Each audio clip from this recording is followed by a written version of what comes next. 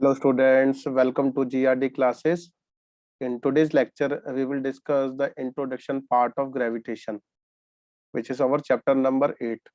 ठीक है, तो ग्रेविटेशन में मैं आपसे सबसे पहले पूछना चाहता हूँ कि ग्रेविटेशन होता क्या है, क्योंकि आपने क्लास 9th में भी इसको पढ़ा है। तो ग्रेविटेशन के अकॉर्डिंग क्लास 9th में हमें बहुत बेसिक टर्म्स में इसका एक्सप्लेनेशन दिया गया था। अभी भी बेसिक ही है, बट ये है कि हल्का सा, बहुत थोड़ा सा इसको हम डिटेल में ज्यादा पढ़ेंगे। ठीक है, तो अब ये कहता है कि ग्रेविटेशन के अकॉर्डिंग ग्रेविटेशन जो है एक फोर्स ऑफ अट्रैक्शन है। It is the force of attraction between any two bodies in the universe. तो फोर्स ऑफ अट्रैक्शन तो समझ में आता है कि दो बॉडीज हैं वो एक दूसरे को अट्रैक्ट करती हैं। तो आपके दिमाग में सबसे पहले आएगा कि कौन किसको अट्रैक्ट करता है। तो दो बॉडीज, तो आप बोलेंगे कि ना attraction between the sun and the earth. जैसे यहाँ की एग्जांपल नंबर 1 दे रखा है। तो अगर मान लिया जाए सन की पोजीशन ये है और इसके चारों तरफ अर्थ जो है इस तरीके से अपना रोटेशन कर रही है इलिप्टिकल ऑर्बिट में, तो ये जो अर्थ है, आप बोलोगे क्या ये कैसी अट्रैक्शन है? ये इस तरीके की अट्रैक्शन है। अगर ये जो डिस्टेंस है let it be small r, तो ये जो आर डिस्टेंस है 1 साल बाद तब भी आर ही नजर आएगा। ये अपनी एक्सिस पर रोटेट कर रहा है। कौन? अर्थ। अगर अपनी एक्सिस पर रोटेट करती है तो थोड़े टाइम बाद इस तरीके से यहाँ पहुंच जाएगा और अर्थ जो है इस तरीके से अपनी रोटेशन को कंप्लीट करते हुए 1 ईयर बना देगा। तो ये 1 साल बाद, 10 साल बाद, 20 साल बाद, 100 साल बाद, तो मैंने यही चीज देखी कि सन के चारों तरफ अर्थ रिवॉल्व कर रही है। तो ये एक अट्रैक्शन है जो सन और अर्थ के बीच में है। The attraction between a table and a chair lying in a room. आपके घर में जिस टाइम आप पढ़ते हैं अपनी स्टडी टेबल होगी, ठीक है? तो स्टडी टेबल जो है उसके साथ में एक चेयर भी रखी होगी। हाँ है। तो अगर ये टेबल और चेयर देखें तो ये इनके बीच में भी एक अट्रैक्शन है। क्लियर? आप बोलेंगे कि मेरा जो बेड है और ये जो डोर है हमारा घर का, हमारे रूम का, इनके बीच में भी एक अट्रैक्शन है। तो कोई भी आपके माइंड में दो बॉडीज आप गैस कर लीजिए और उनके बीच में जो फोर्स ऑफ अट्रैक्शन लगेगी, ठीक है, तो उनका कुछ ना कुछ मास होना चाहिए। पहली बात तो इनका जो कुछ ना कुछ मास होगा, तो उन दोनों के बीच में कोई डिस्टेंस भी होना चाहिए। तो इनके बीच में एक फोर्स ऑफ अट्रैक्शन है। तो ग्रेविटेशन कहा जाता है it is the force of attraction between any two bodies in the universe. I hope कि ये फर्स्ट पार्ट, टॉपिक नंबर 1 आपको क्लियर होता है। नेक्स्ट टॉपिक है दैट इज ग्रेविटी। कहते हैं ग्रेविटी किसे कहते हैं? कहता है it is the force of attraction between the earth and any object line on और नियर इट सरफेस।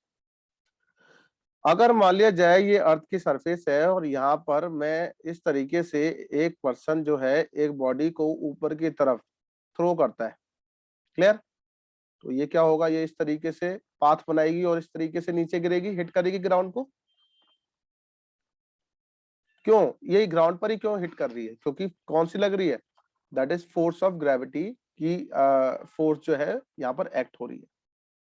तो कहता है कि ये जो फोर्स ऑफ अट्रैक्शन हुई अर्थ की सरफेस, अर्थ के बीच में और any object line on it surface और near it surface. Near it surface मतलब इस सरफेस के ऊपर रखा एक ऑब्जेक्ट है, मतलब that is on it surface हो गया। और नियर इट सरफेस मतलब मैंने किसी ऑब्जेक्ट को किसी हाइट से अगर मैंने इस तरीके से फ्री फॉल कराया है, तो ये भी नीचे की तरफ फोर्स ऑफ ग्रेविटी के कारण नीचे की तरफ अट्रैक्ट होगा, क्योंकि इसका मास क्या है? m। आई होप ये पार्ट भी क्लियर हुआ। अब न्यूटन्स लॉ ऑफ ग्रेविटेशन क्या होता है? ये तो आपने हर एक बच्चे को पता है न्यूटन्स लॉ ऑफ ग्रेविटेशन क्या है। तो इसके अकॉर्डिंग अगर मान लिया जाए ये दो बॉडीज हैं, एक का मास m1 है और एक अनदर बॉडी है जिसका मास m2 है। तो अगर मास m1 m2 जो है इस तरीके से अपने सेंटर से किसी डिस्टेंस अपार्ट है, लेट इट बी r। अगर r डिस्टेंस अपार्ट है तो इनके बीच में एक अट्रैक्शन की फोर्स है और ये जो फोर्स है उसको हम क्या बोलेंगे? F। तो ये जो F फोर्स है वो डायरेक्टली प्रोपोर्शनल है product of their masses, that is multiply हो रहा है मासेस का। और यही जो फोर्स है वो इनवर्सली प्रोपोर्शनल है स्क्वायर ऑफ देयर डिस्टेंस। तो अगर इन दोनों को मैं कंबाइन करता हूं तो मेरे पास एक फॉर्मूला निकल के आएगा, ऑन कंबाइनिंग तो we have m1 m2 divided by are square. तो डायरेक्टली का साइन हट जाएगा, तो यहाँ पर universal gravitation constant that is capital G लग जाता है। तो जी जो है, वेयर जी किसको रिप्रेजेंट कर रहा है? Universal gravitational constant. Okay, clear? तो अगर मैं इसकी डेफिनेशन डिस्कस करूं तो कहता है this law state that every particle in the universe attract every other particle with a force which is directly proportional to the product of their masses and inversely proportional to the square of the distance between them। तो ये जो force है वो directly proportional है product of their masses, जैसे मैंने लिखवाया है आपको, और यही जो है इनवर्सली प्रोपोर्शनल है to the square of the distance between them. अगर ये आपको क्लियर होता है तो इसको कंबाइन करने के बाद जो मेरे पास फॉर्मूला निकला है जी m1 m2 by are square की बराबर, तो ये फोर्स ऑफ अट्रैक्शन बनेगा। क्लियर? तो यहाँ पर जो जी रिप्रेजेंट कर रहा है this is universal gravitational constant माना गया है। आई होप यहाँ तक क्लियर होता है। अब ये कांस्टेंट भी है, ओके, तो अब जी को मैं किस तरीके से लिख सकता हूँ? तो कहता है कि डेफिनेशन ऑफ जी के अकॉर्डिंग, अगर मैं यहाँ पर इसको और अच्छी तरह लिख सकते हैं, डेफिनेशन ऑफ जी। अब जी की अगर मैं डेफिनेशन लिखना चाहूं तो कहता है कि एफ जो था वो G multiply by m1 m2 by are square है। वो कहता है कि अगर मान लिया जाए अगर m1 जो है m2 की बराबर हो जाए which is equal to 1 and r की वैल्यू भी 1 हो जाए, देन f जो है वो g की बराबर बन जाएगा। फोर्स ऑफ अट्रैक्शन है वो यूनिवर्सल ग्रेविटेशनल कांस्टेंट की बराबर बन जाएगी। तो अगर मैं इस तरीके से यहाँ पर लिखना चाहूं तो कहता है the universal gravitational constant, the universal gravitational constant, ये क्या होता है? जी होता है, may be defined as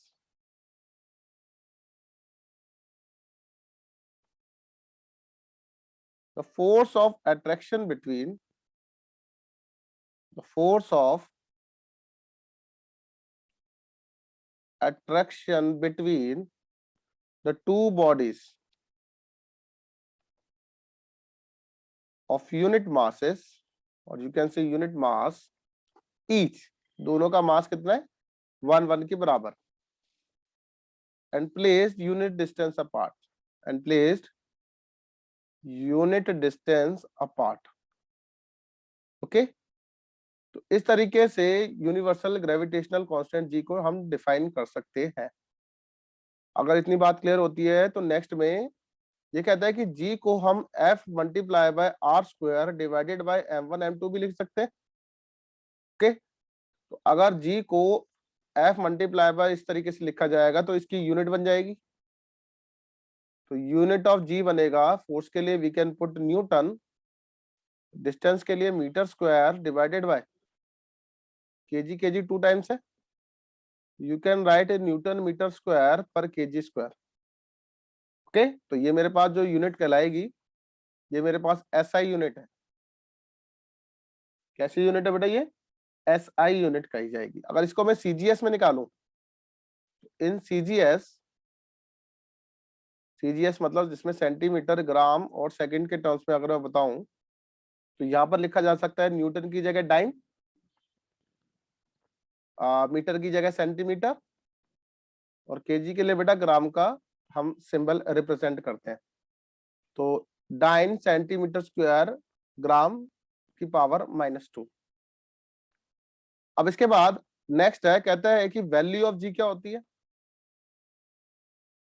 value of जी निकालने के लिए आपको मैं डायरेक्ट बता दूं, ये आपको पहले 9th क्लास में याद है, 10 की पावर -11 न्यूटन मीटर स्क्वायर पर केजी स्क्वायर। और इसका डायमेंशन भी आप सभी को याद रखना है। तो डायमेंशन जो है काफी बच्चे भूलते चले जा रहे हैं। तो रिक्वेस्ट है कि साथ साथ में इसको हर बार रिवाइज करके रखिए। तो 132 लिख लीजिए, 1 पे माइनस आएगा, 2 पे भी माइनस आएगा। तो इस तरीके से हम डायमेंशनल फॉर्मूला भी निकाल लेते हैं। अगर ये बात क्लियर हुई आप सभी बच्चों को, तो अब इसके बाद जो नेक्स्ट जो हम पार्ट देखते हैं, इसके अंदर हम एक न्यूमेरिकल करना चाहेंगे। कहता है कि अगर मैं एक न्यूमेरिकल कर लेता हूं तो मेरे लिए थोड़ा बहुत इजी हो जाता है कि किस तरीके से हमें क्वेश्चन को पुट करना है। तो क्वेश्चन है, बहुत अच्छा क्वेश्चन है। A sphere of mass 40 kg is attracted by another sphere of mass 15 kg with a force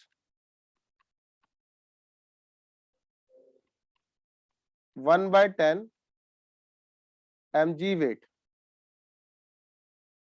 Find the value of g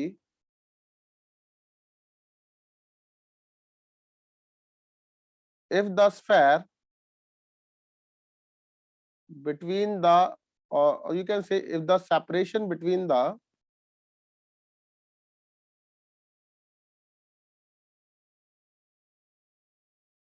sphere is 20 centimeter. ये हमारे पास एक क्वेश्चन है, तो अब हम इसका आंसर देना है। तो आंसर है a sphere of mass 40 kg is attracted by another sphere of mass 15 kg. तो we have given that कि मास m1 जो है 40 kg है और बेटा मास m2 जो है वो 15 kg है। ओके, अब इनके बीच का जो सेपरेशन है वो 20 दे रखा है। तो r की वैल्यू जो दे रखी है 20 सेंटीमीटर है, इसको मीटर में करेंगे क्योंकि हमें SI में निकालना है, तो 0.20 मीटर लिख सकते हैं। अब बहुत इंपॉर्टेंट बात है कि फोर्स जो है ये mg वेट के टर्म्स में है, तो मुझे न्यूटन में चाहिए फोर्स। अगर फोर्स आपको 1/10 मिलीग्राम वेट के टर्म्स में गिवन है, तो you can right 1/10 into KG के लिए यू कैन राइट 10 की पावर -6 केजी वेट। और 10 केजी वेट को कन्वर्ट करने के लिए हम इसको क्या कर देते हैं, 9.8 से मल्टीप्लाई कर देंगे और you will get multiply by 10 की पावर -7 बन जाएगा। इतना न्यूटन हमारे पास आ जाता है फोर्स। अगर ये बात क्लियर होती है तो अब आपके लिए बाएं हाथ का खेल है कि किस तरीके से हमें इसको सॉल्व करना है। तो आप डायरेक्ट फॉर्मूला लगाएंगे। तो आपको क्या चाहिए, दैट इज जी। तो जी हो जाएगा F into r square divided by m1 m2, सबकी वैल्यूज आपके पास है। तो 9.8 इंटू 10 की पावर -7, डिस्टेंस के लिए 0.20 का स्क्वायर डिवाइडेड बाय मास। मास कितना दे रखा था बेटा, 40 मल्टीप्लाई बाय 15। इसको सॉल्व करिए, रिक्वेस्ट है सॉल्व करेंगे। अगर सॉल्व करेंगे तो आपके पास इसकी वैल्यू जो नियर बाय आनी चाहिए, तो 6.353 इंटू 10 की पावर -11 न्यूटन मीटर स्क्वायर पर केजी स्क्वायर के टर्म्स में आएगी। तो इस तरीके के न्यूमेरिकल्स जो है ये तो बेसिक न्यूमेरिकल्स हैं। हम आगे के लेक्चर्स में भी बहुत सारे न्यूमेरिकल्स करेंगे। तो आज के लेक्चर में जितना भी पार्ट हमने कराया, आई होप कि आपको ये क्लियर होता है। अगर इससे रिलेटेड कोई भी डाउट है तो please contact me on my WhatsApp number. Thank you very much.